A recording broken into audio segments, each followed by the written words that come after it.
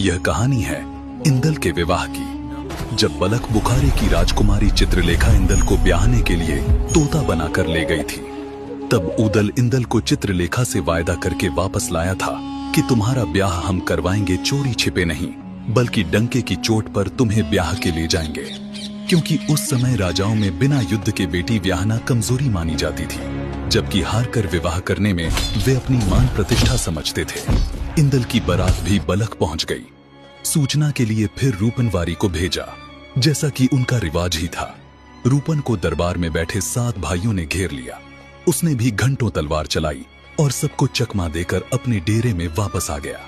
इधर राजा अभिनंदन ने अपने 7 पुत्रों को आदेश दिया कि बारात के डेरे पर आक्रमण करो, हथियार और माल सब लूट लो। 7 ने फौज तैयार कर ली। उधर मलखान भी सावधान था। उसने भी सेना को युद्ध के लिए तैयार कर लिया।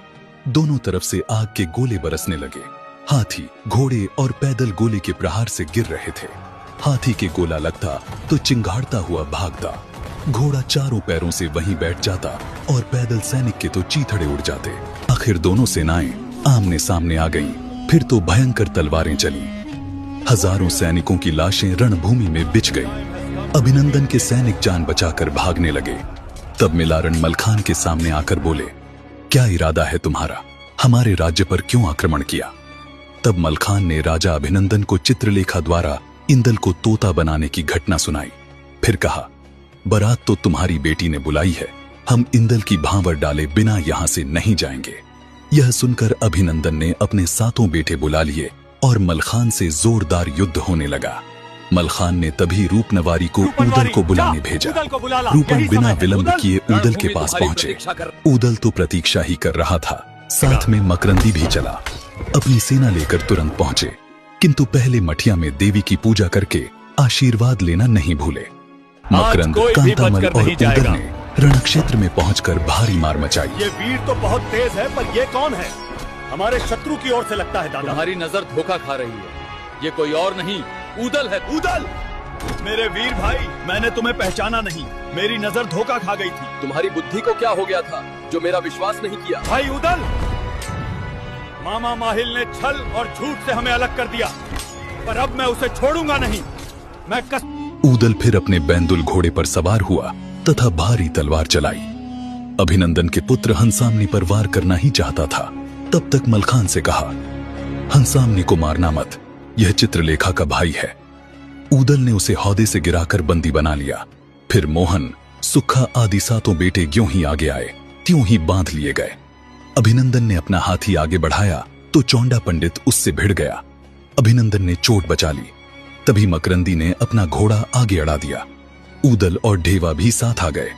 आल्हा और मलखान भी वहीं आ डटे। अभिनंदन और आल्हा दोनों के हाथी पास पास पहुंच गए। आल्हा ने तब पंचशावद हाथी की जंजीर खोलकर सूंड में पकड़ा दी। हाथी ने जब जंजीर घुमाई तो अभिनंदन के सिपाही भागने लगे। जो जंजीर की चपेट में आ जाता वह तो जीवित बच ही नहीं पाता था। हाथी ने हौदे को गिरा दिया और अभिनंदन को भी आल्हा ने बंदी बना लिया। 7 बेटे बांधे जा चुके थे। जैसे ही राजा अभिनंदन बंधन में आए, रूपन ने जीत का डंका बजवा दिया। इंदल को बुलवाओ, इस समय शुभ मुहूर्त चल रहा है। तुरंत विवाह की भांवर डलवा लेनी चाहिए। आल्हा ने 4 नेगी और सब परिवारीजनों को बुलवाया। राजमहल में भांवर की तैयारी का समाचार भिजवा दिया।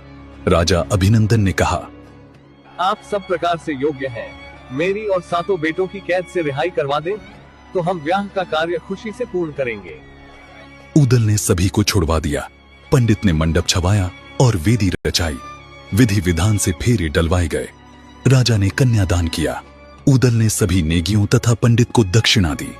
फिर बेटी विदा करने की घड़ी आई। पालकी में बहू जैसे ही बैठी, ऊदल ने 12 तोले सोने के मोतियों वाले हार को तोड़कर लुटा दिया। बारात विदा होकर चल पड़ी। पहले जुन्नागढ़ रुके, फिर महोबे के लिए चले। इंदल का ब्याह संपन्न हुआ। आल्हा ऊदल पुनः प्रेम से रहने